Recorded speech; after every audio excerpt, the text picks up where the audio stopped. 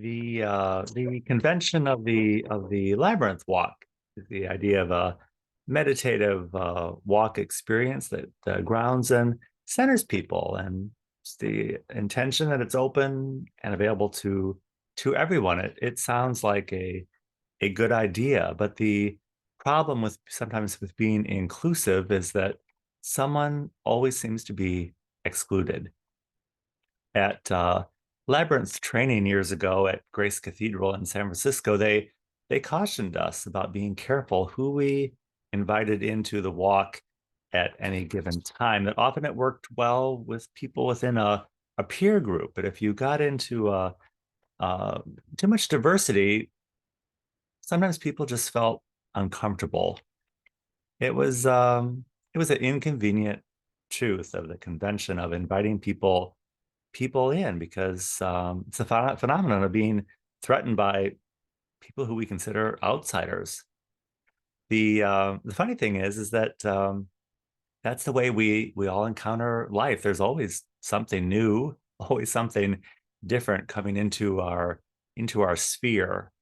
And when we encounter something or someone else, there it's an opportunity and a challenge, an opportunity to change, to be something else. It's the um, objectivity of things, how we meet them in a subjective way and see it as an opportunity of becoming something else and not being threatened.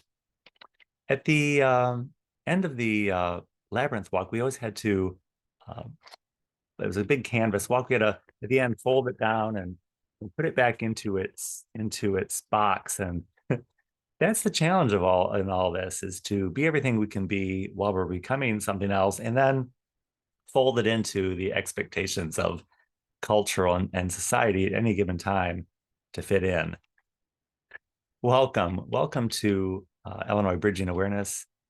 I'm Stanley Smith, and I don't know if we're trying to fit in, but we're trying to navigate the walk we all seem to be on, and do it in a way with little poise and style, without losing our minds in the process.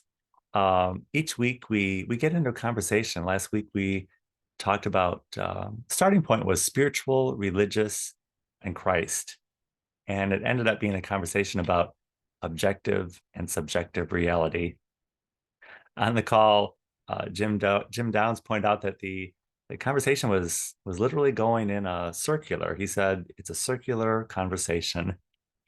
We live in the world of the knowledge of good and evil. It's like two sides of the same piece of paper. We have the good side, the bad side. We have the male, the female. We have our likes and our dislikes.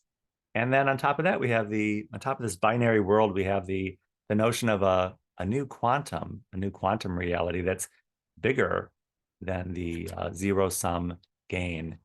And in our reality, we do just that. We, like the labyrinth walk, at the end of the story, we fold this piece of paper, the reality of good and evil. We fold it up into every moral and social and cultural convention to make life manageable.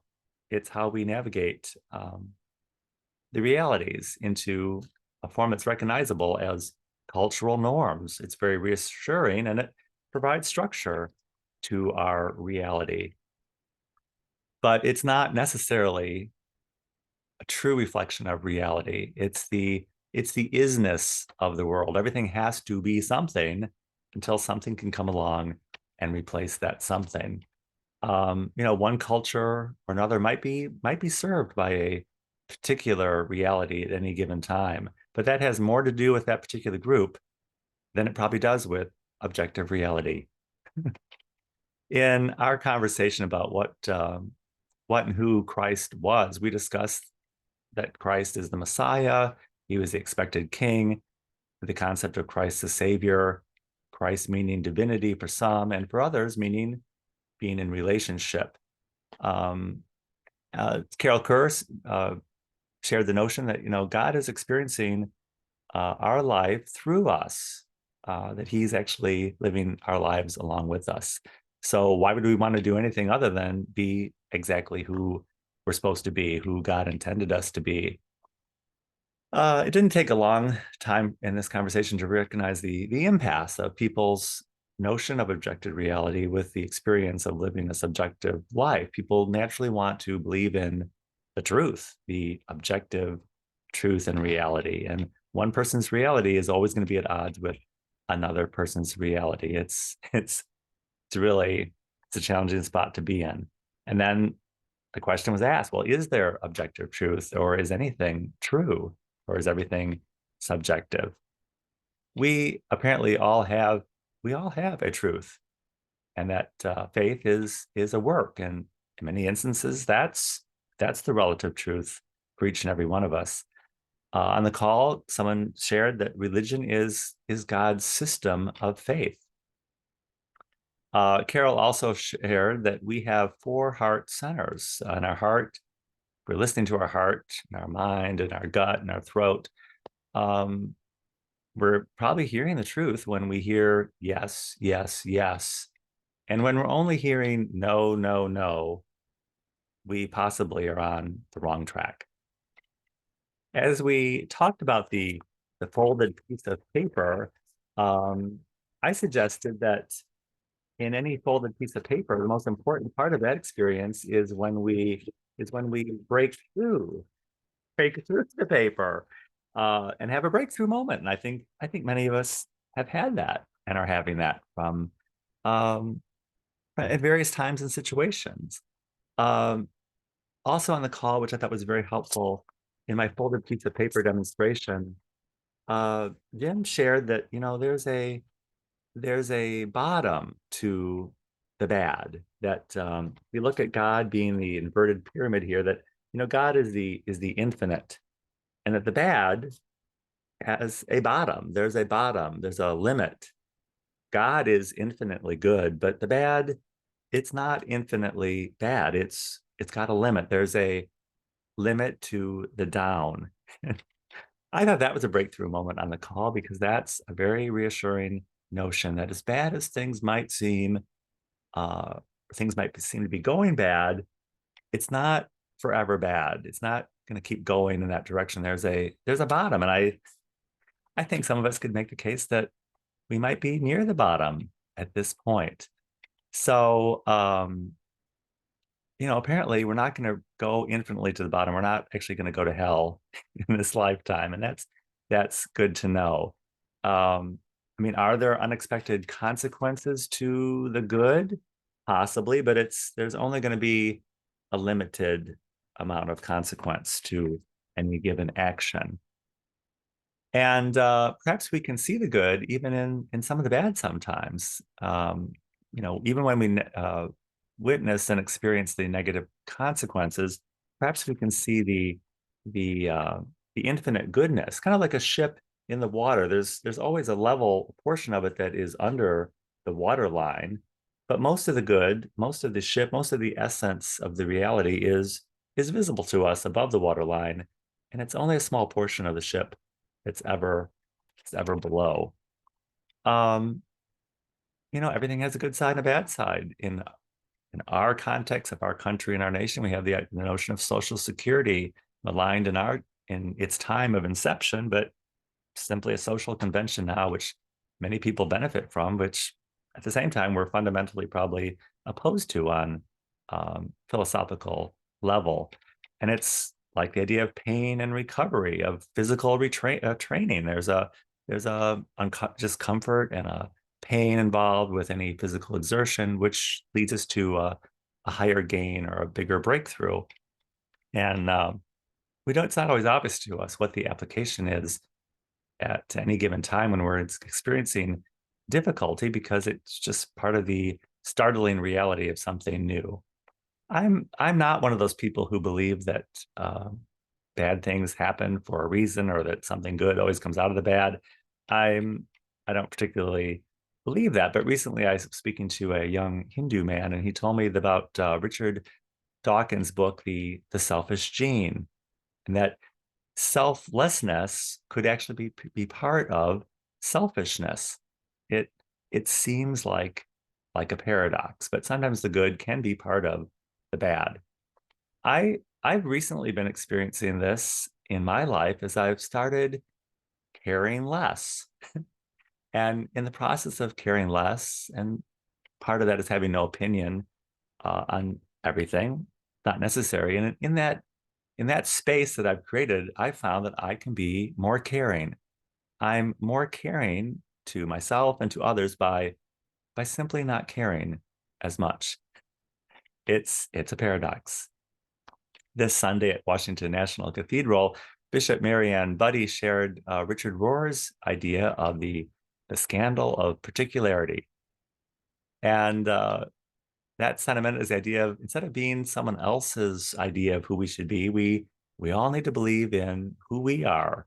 We need to believe in something to the best of our ability and not apologize for it by adhering to someone else's notion. We need to be on our own thing and not in someone else's hamster wheel of reality. And this is, as we've discussed in the call before, how God expands on the infinite. He expands on the infinite through our free will, exemplified through the living of our lives. Through us, we can't be less than we are to make it possible for someone else to be less than they are. But that's kind of how the little bit of inversion that we seem to be experiencing at this time. It's not our job to be less than we are to make it possible for everyone else to be less than they are. And in that, there's a limit to the Tao. We can't be less and less and less to the point of nothing. So we need to cross over. We need to cross over out of this out of this inverted valley of the down and cross over into the infinite possibilities of God made manifest.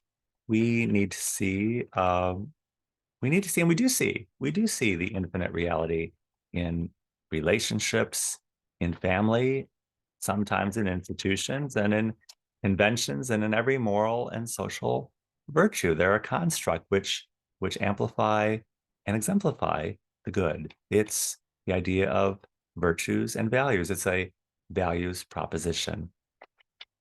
But when the spiritual is materialized into things, we can see that things happen. When we start with spiritual and a values proposition, then we see things materialized, but not the other way around. And when we see this, and we've seen this in the life of the world, we see that values and virtues and moral compass lead to the Berlin Wall collapsing and communism, the demise of communism. And I think for many, they saw that in electing our first black president in this country. It's good things becoming reality. We invite good things into our circle. But it's when our subjective reality seems to be infiltrated or hijacked that things go wonky. For many of us, we saw Mr. Obama elected as president, but then oddly, that was it. Nothing changed. And I think you can make the case it was equally frustrating for him. I mean, he was the materialization of a new reality, but there was no significant change. We also have this in the education system. We send kids to school, but it doesn't seem to be about education. We don't hear that it's about education. And I think there's a frustration or sentiment that children are not getting the education they seem to need. Also, the example of abortion. Abortion was legalized, but yet seems to be more abortions than ever, not less. And it's the idea that we set out to accomplish something, but it doesn't seem to happen. It gets objectified instead of living out our subjective reality of values and mores. It's an easy mistake when we do this. We all do this over and over again. We make a value and a virtue into a thing or an object. And often that thing is money, power, and control. And the money, power, and control is all about accomplishing an objective to make something happen instead of letting it happen as a example of morals and virtue and values proposition. It's the opposite of the values proposition. In the 1965 Sonny and Cher song, I've Got You, Babe, they basically sing about how they have nothing. They have nothing but everything. They don't have any money, they don't have any knowledge or experience, but they have the flowers, they have the air, and they have each other. And because of that, everything else just falls into place. We all have free will as individuals to personify the potential that God sees in each and every one of us. And we're all invited into that circle together to be all we can be individually together and not to be all the same together. It it is a scandal. It's a concept, and it's a diagnosis. We've all been experiencing this realization together, even if we don't fully understand it. It's it's like a piece of paper. It's like a resume. One side tells people about who we are, and the other side of the paper, the blank side, is the opportunity to actually be who we are and to show people who we are, and that we're more than just the sum of the parts. It's more than a zero sum game. It's bigger than subjective or objective reality. It's God's reality, and we're all invited and included into that circle. If you would like to join us at Illinois Bridging Awareness, the Illinois Bridging Awareness Saturday call is every Saturday at 9 a.m. Central Time on Zoom. I will include my email in the description of this video. I'll be happy to send you and guests an invitation. And I look forward to seeing you very, very soon.